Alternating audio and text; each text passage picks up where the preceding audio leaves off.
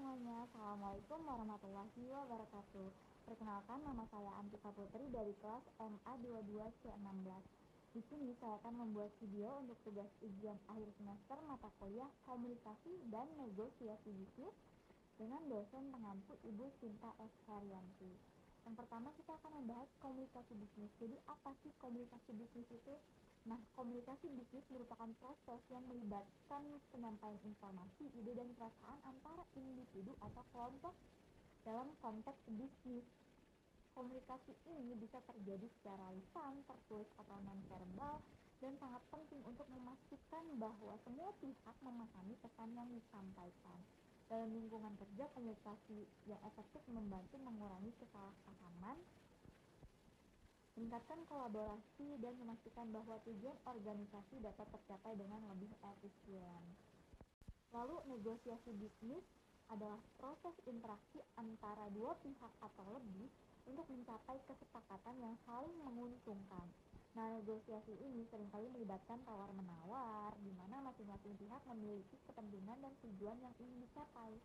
Proses ini bisa berlangsung dalam berbagai konteks, seperti penentuan harga, kontrak, atau penyelesaian konflik. Nah, keberhasilan negosiasi ini tidak hanya ditentukan oleh kemampuan untuk mencapai kesepakatan saja, tapi juga oleh bagaimana hubungan antara pihak-pihak yang terlibat dikelola selama dan setelah proses negosiasi terjadi. Negosiasi ini dapat memperkuat hubungan bisnis dan membuka peluang dan kolaborasi baru untuk kedepannya bagi organisasi tersebut. Manfaat komunikasi dan negosiasi bisnis ini sangatlah besar. Keduanya berkontribusi pada peningkatan perusahaan pelanggan, efisiensi operasional, dan inovasi.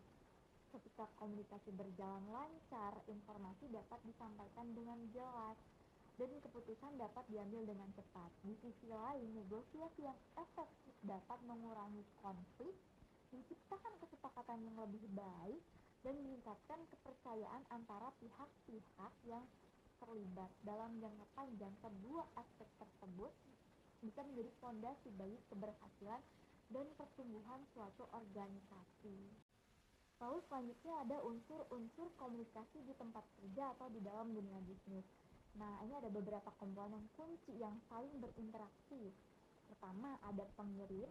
Kedua, ada yang bertanggung jawab untuk menyampaikan pesan.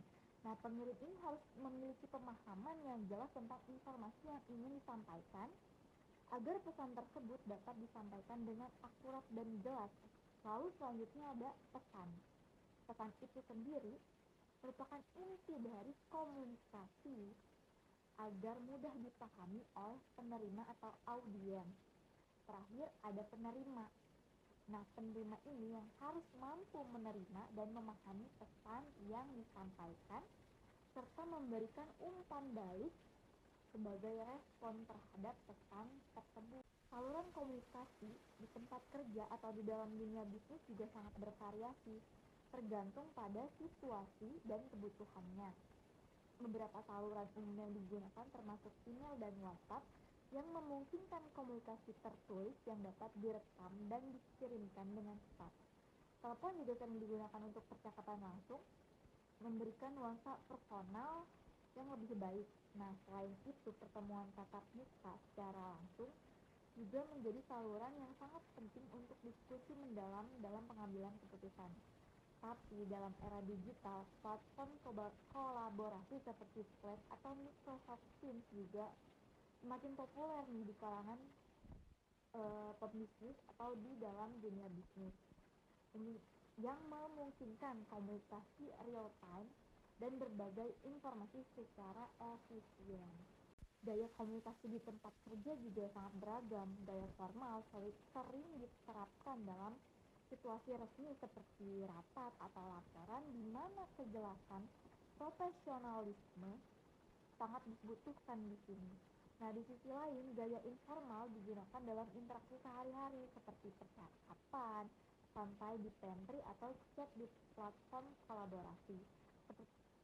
Nah, gaya persuasif sering digunakan dalam presentasi penjualan atau negosiasi, di mana pengirim berusaha meyakinkan penerima untuk menerima ide atau tawaran tertentu. Pemilihan gaya komunikasi yang tepat sangat penting untuk mencapai tujuan komunikasi yang diingini. Salah satu contoh komunikasi yang pernah saya amati di tempat kerja adalah negosiasi antara tim sales dan vendor untuk mendapatkan harga yang lebih baik untuk produk yang akan dijual.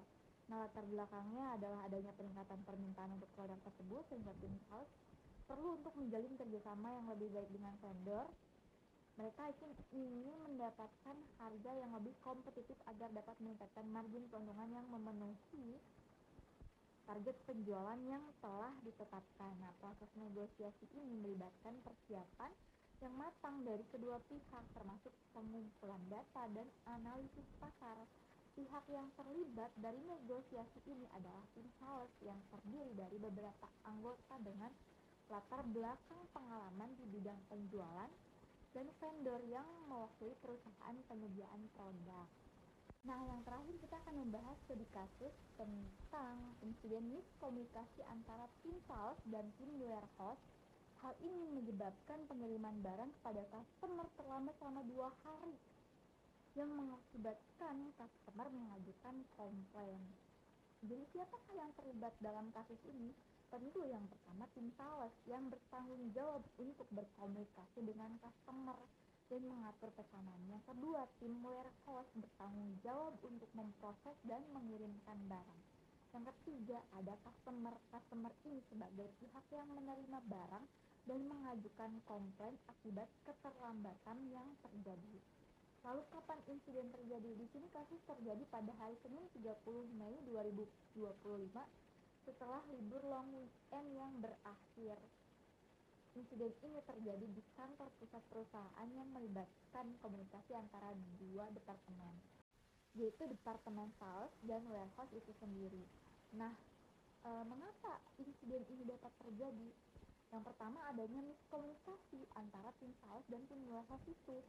Hambatan komunikasi ini terjadi karena terdapat kurangnya koordinasi dan informasi yang jelas antara tim sales dan warehouse akibat pengaruh dari libur panjang tersebut, libur long weekend yang menyebabkan perubahan dalam jadwal kerja dan mempengaruhi komunikasi rutin mereka.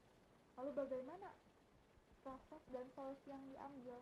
Jadi, yang pertama, proses yang harus diambil atau solusi yang harus diambil adalah mengidentifikasi masalah tersebut. Dari tim sales harus menerima komplain dari customer terkait keterlambatan pengiriman barang. Nah, yang kedua, kita harus menganalisa.